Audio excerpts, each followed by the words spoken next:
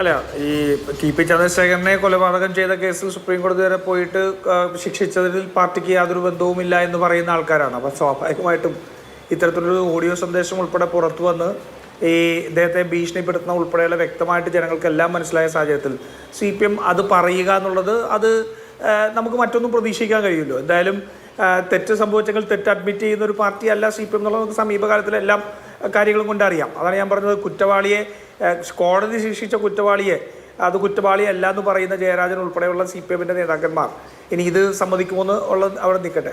പിന്നെ CPMൻ്റെ നേതാവ് ഇവിടെ ഇരുന്നപ്പോൾ പറഞ്ഞുകൊണ്ട് തദ്ദേശ സ്വയംഭരണ സ്ഥാപനങ്ങളിൽ ഞങ്ങൾ പരാജയപ്പെട്ടതിൻ്റെ ജാള്യത എൻ്റെ മുഖത്തുണ്ടെന്ന്. എനിക്ക് എന്തായാലും TV ഒന്നുമില്ല, ഞാൻ ഈ ഫോണിലാണ് ഇടയ്ക്ക് ഞാൻ നോക്കുന്നത് ആരൊക്കെയാണ് എന്താണെന്നുള്ളൊരു ഐഡിയ കിട്ടാൻ വേണ്ടി നോക്കുന്നത്. വളരെ ചെറിയ സ്ക്രീൻ ആയതുകൊണ്ടാണ് എനിക്ക് ആ വൈഷ്ണവ് സുരേഷിൻ്റെ വോട്ട് ചോരിയിൽ ഇന്ന് ഹൈക്കോടതിയിൽ നിന്ന് അടി മേടിച്ചതിൻ്റെ ജാള്യത സഞ്ജീവിൻ്റെ മുഖത്ത് എനിക്ക് വ്യക്തമായിട്ട് കാണാൻ കഴിയുന്നില്ല.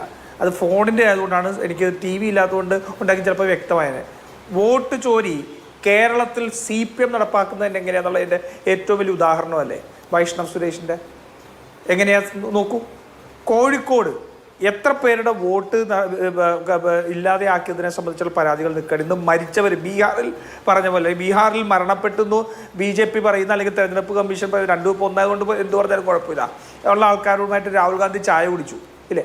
ഇന്ന് CPMൻ്റെ ഉൾപ്പെടെയുള്ള ഈ സംവിധാനത്തിന് അവിടെ നിന്ന് വോട്ട് മരിച്ചുപോയി എന്ന് പറഞ്ഞ ആൾക്കാർ ഇന്ന് കോഴിക്കോട് നഗരത്തിൽ ജ്യൂസ് വിതരണം ചെയ്യില്ലേ തെരഞ്ഞെടുപ്പ് ഉദ്യോഗസ്ഥർക്ക്. അപ്പോൾ സമാനമാണ് ഇവരുടെ പ്രവർത്തന രീതി എന്നുള്ളത് ഇതിൽ നിന്ന് വളരെ വ്യക്തമായിട്ട് മനസ്സിലാവും. ഇപ്പോൾ ഇത് സംബന്ധിച്ച് കൃത്യമായിട്ട് ഈ ഭീഷണിപ്പെടുത്തിയ ശബ്ദ സന്ദേശം ഉൾപ്പെടെ പുറത്തുവിട്ടു. പൊതുജനങ്ങൾക്കെല്ലാം വളരെ കൃത്യമായിട്ട് മനസ്സിലാവുന്ന രീതിയിൽ CPM അവരെ ഭീഷണിപ്പെടുത്തുന്ന ഉൾപ്പെടെയുള്ള ശബ്ദ സന്ദേശം കൊടുത്തുവിട്ടു. BLOമാരെ അസിസ്റ്റ് ചെയ്യുക എന്നുള്ളതാണ് ഒരു ബൂത്തിൽ BLAക്ക് കൊടുത്തിരിക്കുന്ന ഉത്തരവാദിത്വം.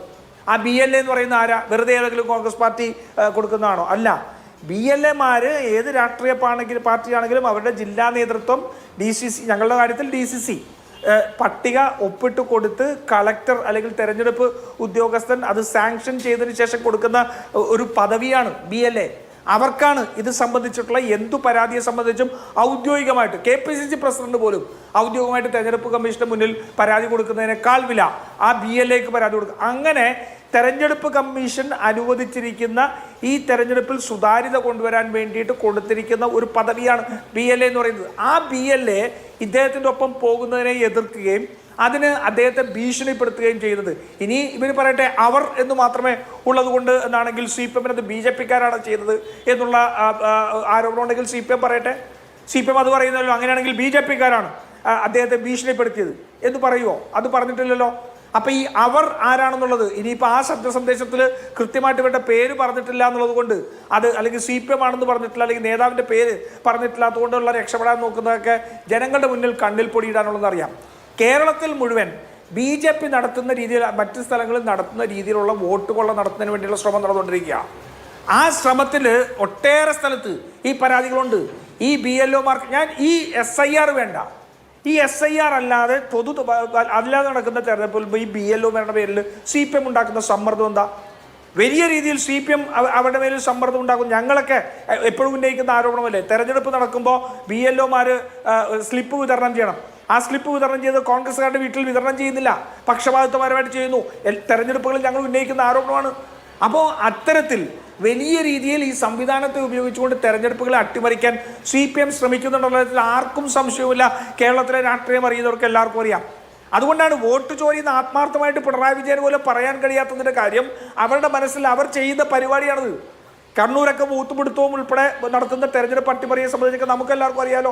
ഞങ്ങൾ പിന്നെ ദേശീയ രാഷ്ട്രീയത്തിന് പുറത്ത് ഇന്ന് വലിയൊരു പോരാട്ടത്തിൽ ഭരണഘടന സംരക്ഷിക്കാൻ വേണ്ടിയുള്ള പോരാട്ടത്തിൽ നിൽക്കുമ്പോൾ ഞങ്ങളത് CPMനെ ടാർഗറ്റ് ചെയ്തുകൊണ്ട് അതിനകത്ത് കൂട്ടിക്കെട്ടാൻ ശ്രമിക്കുന്നില്ല. കാരണം ആ കോസിനെ ഇല്ലാതെയാക്കുന്നുള്ളതുകൊണ്ടാണ്. പക്ഷേ ഇന്നത് പറയാതെ രക്ഷയില്ല.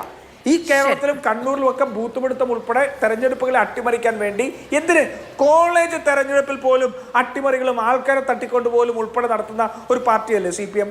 ആ CPMന് തെരഞ്ഞെടുപ്പ് നിഷ്പക്ഷമായിട്ട് നടക്കണമെന്നുള്ള എന്തെങ്കിലും ഒരു ആഗ്രഹമുണ്ടെന്ന് നമുക്ക് ഇതുവരെ മാധുരി തോന്നിയിട്ടുണ്ടോ? എത്രയോ പരാതികൾ തെരഞ്ഞെടുപ്പ് സമയത്ത് ഉയർന്നു വന്നിട്ടുണ്ട് BLOമാർ ഉപയോഗിച്ചുകൊണ്ട് നടത്തുന്നത്. അപ്പോൾ ഇവർ കിട്ടുന്ന ഈ അവസരം ഈ പുര കത്തുമ്പോൾ വാഴ വെട്ടുക എന്ന് പറയുന്ന ഈ കിട്ടുന്ന അവസരം അത് കോൺഗ്രസ് സ്വാഭാവികമായും ഈ പ്രക്രിയയുമായി ബന്ധപ്പെട്ട് വീട് കയറി ഇറങ്ങാനുള്ള സാഹചര്യത്തിൽ എല്ലാ രാഷ്ട്രീയ പാർട്ടികളുടെയും BLA മാരാണ് BLOയെ അനുഗമിക്കേണ്ടത്.